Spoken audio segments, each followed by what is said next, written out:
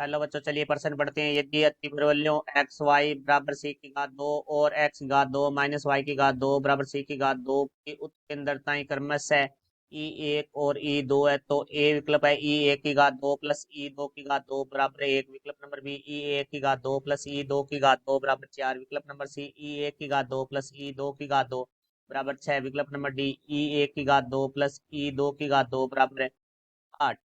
मुख्य अवधारणा, तो हमारा जो पर्सन है वो अति परवलय से संबंधित है। तो अति परवलय के हम सबसे पहले मानक समीकरण की बात करेंगे। तो देखो एक्स की घात दो बटा में ए की घात दो माइनस वाई की घात दो बटा में बी की घात दो बराबर एक। तो ये हमारी अति परवलय एक समीकरण है। इस स्थिति में हमारी जो उत्केंद्रता,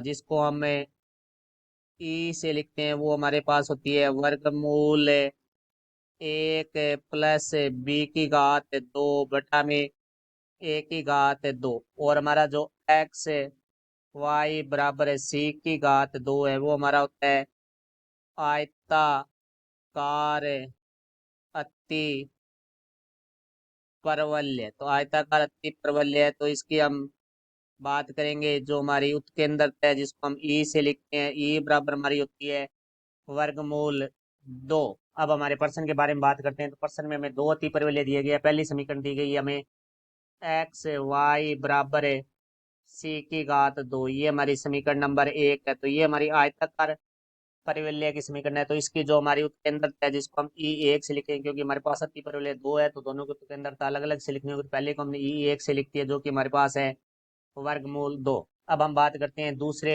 अति परिवलय की समीकरण के लिए, जो हमारे पास है एक्स की घात दो माइनस वाई की घात दो बराबर सी की घात दो। अब देखो, हमें इसे मानक समीकरण में बदलने के लिए बराबर में एक लाना होगा। तो हम यहाँ कर सी की घात दो से भाग देने पर, तो सी की घात दो से भाग देंगे तो हमारे पास आ जाएगा एक्स की घात दो बटा में सी की घात दो माइनस वाई की घात दो बटा में सी की घात दो बराबर सी की घात दो बटा में सी की घात दो। तो यहाँ से देखो हमारे पास आ जाएगा एक्स की घात दो बटा में सी की घात दो माइनस वाई की घात दो बटा में सी की घात दो बराबर है एक।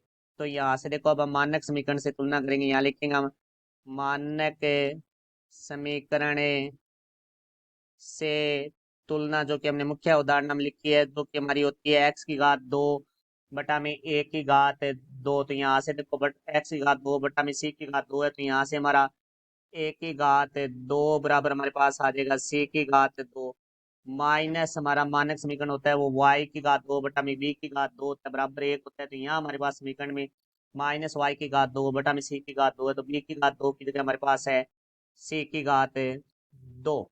तो अब देखो, इसके उत्केंद्र तक हम ई दो से लिखते हैं, क्योंकि पहली समीकरण है उसके उत्केंद्र तक ई एक से लिखा था। तो वर्गमूल में इस मानक समीकरण की हमारे उत्केंद्र तो होती है एक प्लस बी की घात दो बटा में ए की घात दो बी की घात दो की जगह हमारे पास सी की घात दो बटा में एक की घात दो की जगह हमारे पास सी की घात दो। यहाँ से देखो भाई ई दो बराबर हमारे पास आ जाएगा वर्गमूल एक प्लस सी की घात दो बटा में सी की घात दो है, वो हमारा एक होता है। तो यहाँ से ई दो बराबर हमारे पास आ जाएगा वर्गमूल दो। अब देखो, हमारे जो विकल्प दिए गए हैं उसके अंदर हमारे पास ई एक की घात दो प्लस ई दो की घात दो है।